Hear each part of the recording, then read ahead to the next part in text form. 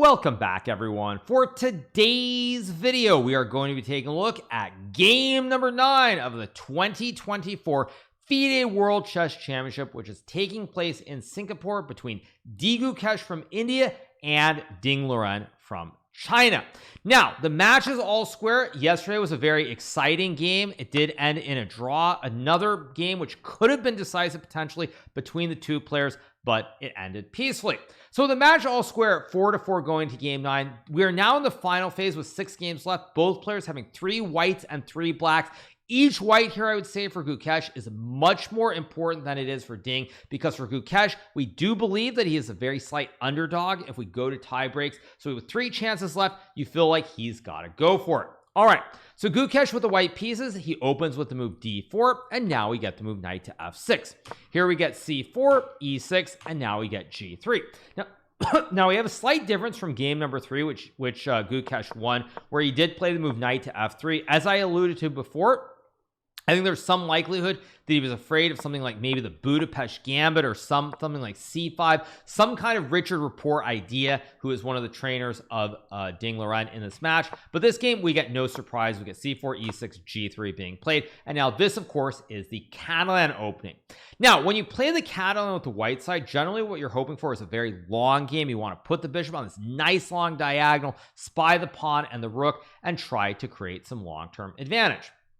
Now, the one drawback to playing this, and mind you, to be fair, Gukesh has played every opening under the sun already, is that when you play the Catalan system, if your opponent plays it, in the case of Ding, who has played this his entire career, it might not be as much of a surprise. Now, again, when you've played e4, you've played d4, you're running out of ideas, you want to try something, so it's very understandable, but Ding should feel at home even if he is surprised. So we get the move bishop b4 check being played. Now we have the move bishop to d2, and here we get the move bishop e7. Now Gukesh plays the move bishop to g2 in this position, and we get this move d5. Now, one of the reasons that you play bishop b4 check is that normally if you were to play d5, bishop g2, bishop e7, let's just assume this is a setup with knight f3, castles, c6. White would love to go b3, followed by bishop to b2, putting the bishop on this nice long diagonal, and then playing knight bd2, followed by queen c2, just a sample line to set up the position. You want this, bishop is on the diagonal, then you play e4, you've got the big white center, and the 2 B's play. So in this game, we got bishop b4, bishop d2, bishop e7. Now we have bishop g2, d5, and the argument here is that with the bishop on d2, now white cannot go b3 and fianchetto the bishop to b2. So we get knight to f3, we get castles, and now we have the move c6 from Ding. And here Gukesh plays the move queen to c2. Now at this point, Ding plays the move knight bd7, and we get this move rook to d1, b6, and we have bishop c3. Now, what I mentioned before about b3 and going for the double fianchetto with bishop b2 is in play here. White decides to put the bishop on c3. Since he can't go b3 and bishop b2, he'll put it on the diagonal this way and then play knight bd2 and e4. Now, this has been played a little bit. It's not the most topical variation, but this idea has been seen. It's an idea that I actually used in the Grand Swiss. It was a little bit different in terms of position, but the idea of putting the bishop on c3 against Alexei Serrano, the Grand Swiss Isle of Man in 2023. More recently, we actually got this exact position in a top-level game featuring Anish Giri with the white pieces and Mr. Hans Niemann, the future first American world champion, playing with the black piece. Now, Hans would go on to win that game against Anish in a very thrilling fashion. The game, I believe, continued with knight e4, bishop e1. We got something like bishop b7, b4, and then I believe it was the move bishop f6. I could be wrong in the exact order, but something like this occurred. Now, the surprise here is that, as you can notice, Ding is moving instantly up to this point. So he is in preparation, but now he thinks for 20 minutes before playing the move bishop b7 here. Now, it's a little bit surprising because this is very similar to yesterday's game between Ding and Gukesh, where Gukesh played an idea that's pretty rare, but it was played by the current world #2 player in the world, Fabiano Caruana. And this game also pretty rare, but it does feature an absolute top-level game. So with all these top-level games, it's a little bit surprising that Ding is perhaps out of preparation. On the other hand, he might also be just using his time because he wants to use that time and start feeling comfortable about the position. So we get bishop b7. Gukesh plays the move knight bd2, and now we get the move queen c7. Now, one of the issues that I would say with this position objectively is that when we look at this, there is very little imbalance. Now, one of the things that's very tricky about chess is, first of all, you have the eval bar, so judging positions, you never know what's equal, what isn't. It's from the super high level computer standpoint. But also, even though Ding is using quite a bit of time, if he is ever able to go c5, you'll notice that there really is no imbalance. All the pawns are on the same files here. If the center ever opens up, let's just say takes, I'm just going to play rook c1, takes, you get some position like this. You'll notice that both players have wooden shields in the middle of the board. There are no weaknesses for either side. The pawns are symmetrical. So even if Ding uses time, he should be able to play his moves a lot quicker than in previous games because there simply is a lack of an imbalance. So after knight bd2, here Ding spends a bit of time before playing the move queen c7, but I really like his approach here. His approach is very simple, and we like to say KISS. Now, KISS is an acronym meaning keep it simple stupid, meaning that for Ding, all he wants to really do is play for the mirror with rook c8 and rook d8, mirroring the white rooks on c1 and d1, and then play the move c5, opening up the long diagonal. So we get the move rook a c1, Ding plays rook f d8, and now we get this move b4. Now the reason Gukesh plays b4 here versus a move like e4 is he is trying desperately to put this light square bishop in jail. Let's say you get a6 c5 b5, just to show a sample line here. Bishop on b7 is a big pawn. It is walled in by all the pawns, no scope. Even on c8, it's walled in by the knight and the pawn. So if white can get this pawn to c5 here, this bishop could become a serious liability for Ding in this position. Now, Ding spends a lot of time here, but ultimately he plays the correct move c5 after a nearly 20-minute think in this position, and this is simply a good move here as it decides to open up the position and clarify the situation. Now, perhaps here you could also play a quiet move like h6 c5 and bishop a6 to activate the bishop on the diagonal, but if you do perceive in this position that you can go c5 and there's no pin or serious pressure on the c file, then your bishop is open and you should have no problems. Now, what you'll also notice about this position objectively here is that at this point in the game, it is completely equal. So the opening has not gone the way that Gukesh would like. This is the second game out of the 5 with the white pieces where he's been unable to achieve a whole lot. So we get c5. Now Gukesh plays the move b takes c5, we get b takes c5, and here we have the move queen b2 being played. Now you're probably thinking here, well, can't white do something like take on c5, knight takes, and bishop f6 here? Because if black were to take with a bishop after pawn takes, it's uh-oh spaghetti-o time. The knight and the queen are under pressure. There's a big pin on the board, and after rook takes d5, guarding the knight, white can go e4, attacking the rook. You have to go to h5. Now I go g4, and this rook is very sag on h5. No squares to go to. You go to g5 or you go to e5, doesn't matter. Takes, queen c5. You lose a piece and you lose the game. So I actually was hoping that Gukesh would go for this move. This feels very much in the spirit of the Catalan, because after knight takes pawn, bishop takes knight, black has to go pawn takes bishop, takes, and now bishop d5. The reason for this is that the bishop on e7 simply guards the knight on c5.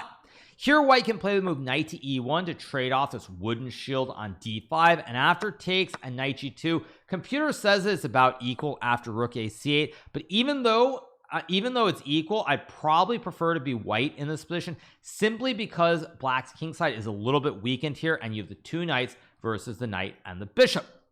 Now, you're also probably wondering, why do I say this is typical of a Catalan? The reason I say this is typical of the Catalan is that if we go back to the opening, I'm just going to set up one line to show you guys. In the regular Catalan, which goes with d takes c4, queen c2, a6, takes, queen c2, bishop b7, there are lines like bishop b5, knight bd7, knight bd2, h6, takes. I know the move order is wrong, you guys, but just bear with me. You get something like rook d1, takes, and at some point you have a move like knight to e1 here, and you get a position like this where white has the two knights versus the knight and bishop, and it's very similar with black having the double pawns on f7 and f6. So back to the game, in this position here, after b takes c5, I would have loved to see d takes c5 here, because I do think this position with bishop takes g2 and knight takes g2 would give Gukesh some chances in this position to potentially play for more. So instead of that, we get the move queen to b2 being played here, and now this is a move where white tries to set up the classic right triangle here. The queen hits the bishop, you hit the diagonal. Of course, it's a 90-degree right triangle, and additionally you have this rook on c1, so there could be some pressure towards the queen on c7. So At this point, after queen to b2, we got this move knight b6 played after a long think here from Ding, nearly 20 minutes, and this move is slightly inaccurate. Now at this point, what I would say here is if I were playing with black, I would almost certainly play the move queen to b6. I'm not quite sure what Ding saw here, but I already felt that if he plays this move offering the trade of the queens, he should be in zero danger. Now the reason that I think there should be no danger in this position is that, first of all, when you play queen b6, there's no longer this threat of the pin on the c file. The queen is off the file.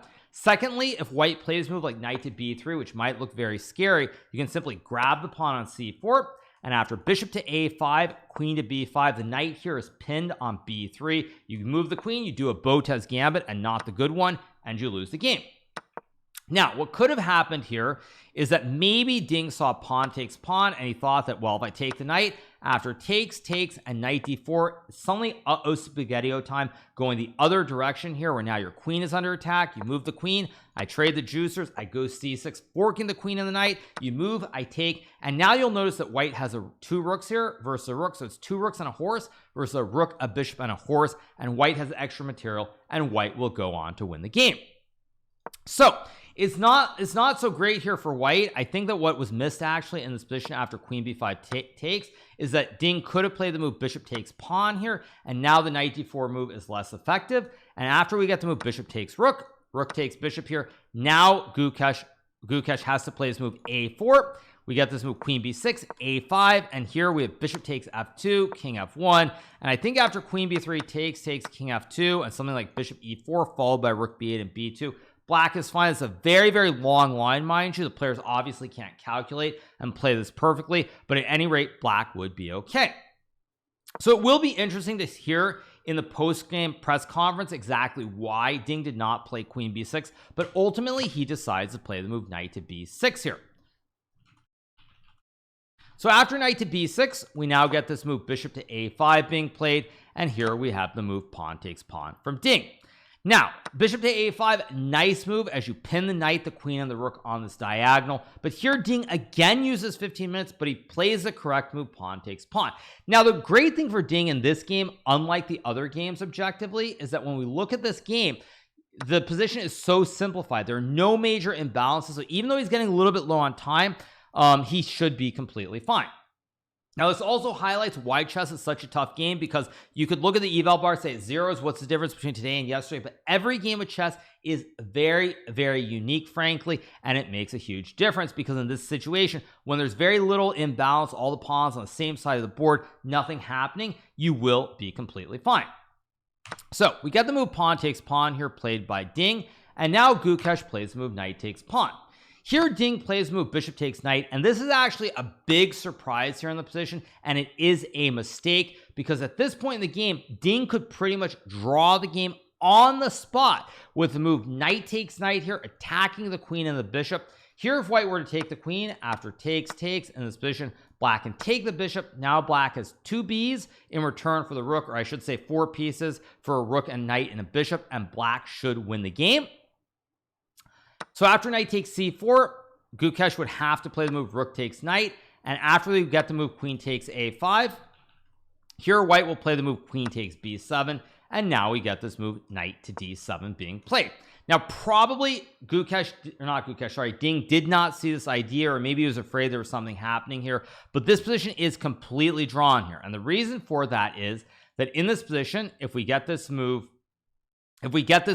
pawn takes pawn, for example, you might be thinking, wait, if I take, suddenly there's rook takes rook, and if I play queen takes queen b1, maybe the knight's jumping at d4 e5, maybe white's a little bit better. There's also queen c2, not a whole lot going on, but perhaps white has a slight pull. Additionally, there's a chance that maybe you see the boogeyman, where after knight to d7 is played here, you might think, well, wait, what about d5, for example? If you were to take, now after rook takes d5, actually I guess this is no good either, because you have rook b8 here anyway, but you could get scared. So the main line here is pawn takes pawn, which should be played here, and after pawn takes pawn, Ding has this very nice resource, rook to b8. So after rook to b8 is played, white can play queen c6, you go rook c8. If queen e4, you simply takes, and after takes here, white will play something like queen c2, and maybe again you can claim that white has a very tiny advantage, but after queen d6 and rook d8 here, queen and bishop guard the knight, and the game will be a draw. So back to the game. This would have been a simple way to make the draw, but instead Ding plays the move bishop takes f3. Now after bishop takes f3 is played, we get this move bishop takes knight. White cannot play bishop takes bishop here because now after knight takes c4 is played, if you take the knight, I take the bishop, and suddenly there's no bishop to be captured, so you would have to take the rook. And even though black has sacked the rook, black has a bishop and a knight in return for the white rook on c4, and white is actually in all kinds of trouble. So back to the game, we get bishop takes knight. Here we get pawn takes bishop, and now we have bishop takes bishop being played here by Gukesh.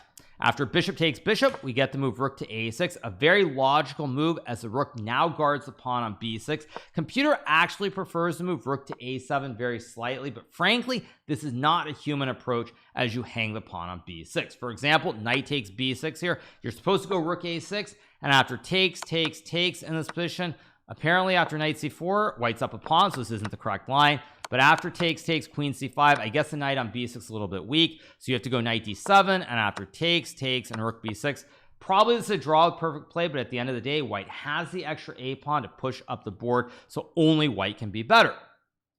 So back to the game, we get to move rook to a6 instead, guarding the pawn. Also worth mentioning that after rook to a7, white has the idea of knight to e5, going for knight c6 to fork the rooks and the bishop on e7. So we get the move rook to a6, and now Gukesh plays the move queen to b5 here, attacking the rook and the pawn on a6 and b6. We get the move rook takes pawn, and now we have knight takes b6. Now, material remains balanced here. I would say that queen b5 is maybe the last moment where white could play for more. You could try to play something like knight to e5, for example, or you could play a move like e3. In this position, the computer actually wants knight to e5, bishop f8, and then something like e3 here. And white has a small advantage here due to the great knight here, a bash on e5. Knight can go to c6 or hit the pawn on f7. White also has moves like h4 potentially as well. So at this point, it seems like Gukesh could have chances to win the game. Now, again, this is a very important moment because when we look at the time situation here, you'll notice for the millionth time in this match, literally here, Gukesh is simply not down. Gukesh is simply up 1 hour on the clock. He is up 1 hour here. You're up an hour on the clock. Like nothing possibly can go wrong, right? I mean, you can take 20, 30 minutes and figure it out, but he plays this move after a 12-minute thing. And this is really the pivotal moment, in this position where there's really no particular reason to rush this with queen b5. But I think it also is symbolic of what has been going on in this match so far, where it feels like Gukesh is building up these massive time leads. And it seems like, I don't know if it's like a matter of nerves or what is going on, but he's struggling to really put it all together when it matters. So we get queen b5 takes, knight takes b6, and now Ding plays the best move, queen to a7. These moves are frankly a little bit too easy to play in this position for black, and the reason that this position is dead drawn is that now these pawns are going to come off the board on d4 and c5. We're headed into position with the 4 pawns on the king side, and there's really nothing special left to talk about. So after we get to move queen to a7, Gukesh spends a lot of time here. By the way, he spends 30 plus minutes on this queen b1 move, and to me this is a clear sign that at this point Gukesh, once again, he's trying to play some kind of very weird psychological game here where he doesn't want to make the draw when he should. So what I would say about this is that queen to a7, queen b1, this is the wrong moment to think. What Gukesh should have done is he should have spent 30 minutes in this position after rook to a6 versus in this position after queen a7. Now the main line which could happen instead of queen b1 is pawn takes pawn, but black will trade the rooks on d1 and play the move rook to a5, attacking the queen on b5. And now let's say Gukesh plays queen d3, you have rook takes pawn. There's a nice little trick here with queen d8 going for a Botez gambit, but you do not accept the Botez gambit, because if you do, it's suddenly an ice skater checkmate. King on g8 is stuck and black's king is checkmated. But after move queen to d8 here, you can simply go bishop f8 very quietly, and this will be a draw. Probably knight d7 should be played. You can simply trade off the knights, trade the queens on d7, go g6, same number of pawns, opposite color bishops, literally nothing to even talk about. This is a dead draw. So we get queen to b1.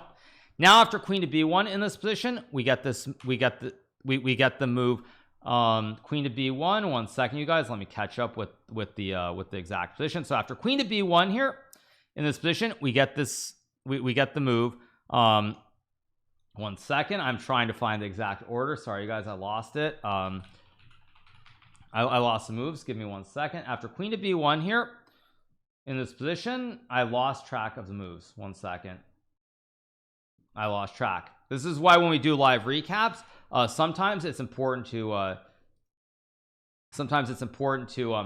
pay attention to these things. Just give me 1 second while I pull up the moves. 1 second. This is how the sausage gets made, everybody, as we keep going. So after we get the move queen to b1 played, here Liren plays the move rook to b8, attacking the knight on b6, and now we get the move pawn takes pawn on c5. After we get d takes c5, here we have the move rook to a6, and again, you're probably thinking, well, wait, white is up a pawn here, right? White is doing very well. You have this pawn on c5 here, you're up a pawn, but the big issue, as always, is that black is going to sack the bishop for the pawn. We're going to get the trade of the bishop for the pawn and the knight, and we're going to be left with this very mediocre endgame with the same number of pawns on the king side. So after we get this move rook to a6 being played here, now we have the move queen to b5 being played, and here Ding plays move bishop takes c5, sacking the bishop for the pawn, and now we get the move queen takes bishop, and here Ding plays queen takes knight. Now you're probably thinking, well, why not rook takes knight? Now rook takes knight would actually be an epic fail here by Ding if he were to play the move rook a takes b6 here. White has the move rook to a1, attacking the queen on a7, and suddenly out of thin air your queen is getting trapped. If you go queen b7, white will take the queen. If you go queen c7, I take the queen. You go to e7, it gets captured. Basically every square on this rank, it gets captured by the rook or by the queen or by the bishop. All the squares are covered, and if you play the move rook to a6, white trades the queens, wins the rook on a7, white has an extra game, and the Indian fans go completely wild as Gukesh wins the game. But Ding, having a lot of time here, correctly plays move queen takes knight on b6 here, and now we get this move queen takes queen. Now this is effectively a draw offer from Gukesh. He could have tried the move queen to c8, hoping to get another Botez Gambit / Ice Skater checkmate, but after queen c8, black does not take, because this would obviously be checkmate once again. But you can simply play the move knight to e8, blocking the rook guards the knight. Now if white plays a move like h3, you take the queen and win the game. So white has to play something like queen to c2, I guess, and now after a move like queen to a5, or frankly even rook to d8 here, the game is going to be a draw very, very soon due to the symmetrical pawn structure, the 4 pawns on the king side. So we get the move queen takes b6 being played, and now we have rook a takes b6 from Ding, and at this point both players have even material on the board. The game should end in a draw. But one thing that I think is happening as this match gets deeper is it feels like the players are starting to play some mind tricks. Now in this case, it's funny because in many games in this match so far, Gukesh has been the one playing on, trying to win the game, but in this situation he's the one who wants a draw, and Ding is the one who can play on with no risk, simply because the knight is better than the bishop.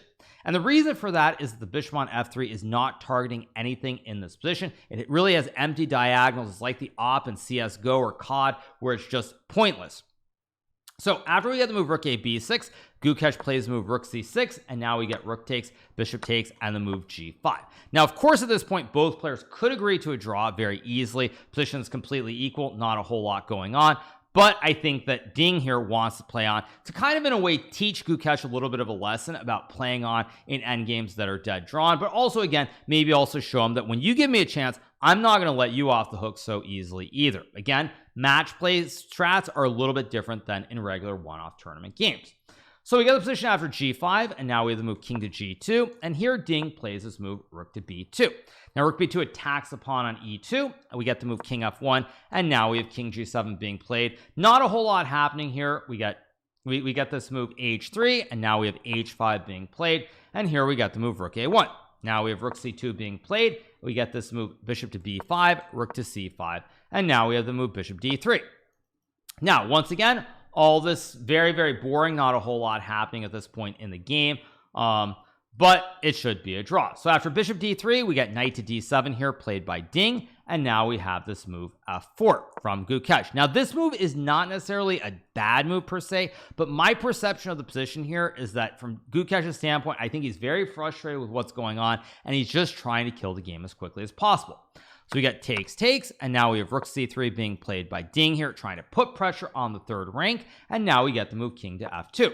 Here we get the move knight to c5, putting pressure on the bishop, and now we get the move king to e3.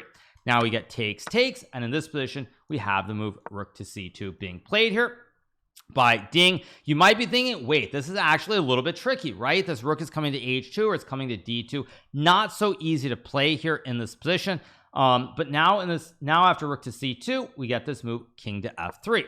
Now here we got the move rook to d2 being played by Ding Liren. And at this point, you guys, the game is still currently ongoing. Shockingly, I might have started my recap a touch too early, but what I'm going to tell you guys is no matter what happens, this game will be drawn very, very soon. I suspect we'll get some kind of repetition with a move like king to e4, rook to e2, king f3, and that's going to be it. At any rate, you guys, I know that I have slightly pre-moved this recap, but if this game is not drawn, I'll figure out some way to donate something. But this game is going to be a draw with basically 99.99% certainty. I will guarantee that this game is going to be a draw. So you can definitely watch other recaps and see what's going to happen in the remaining 5 to 10 moves, but as a standard rook and pawn endgame, this will not be very exciting here. The game will be a draw, and it hasn't really been a very exciting day overall.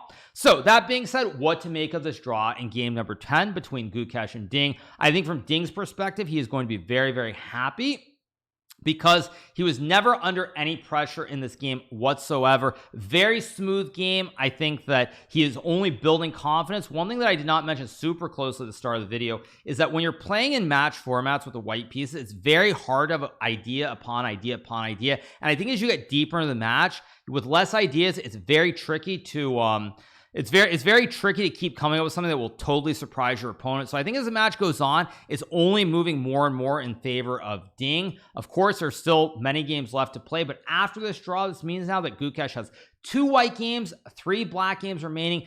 And I honestly am not feeling so great about Gukesh's chances. I think he's gonna have to bet it all in his 2 white games, assuming that he doesn't win a game with black, or Ding doesn't win a game with white. Assuming the match remains square every time he's playing with the white pieces, I think in his final 2 games he is gonna have to go bananas. He's gonna have to try really hard to win, simply because he is 100% the underdog in the rapid format.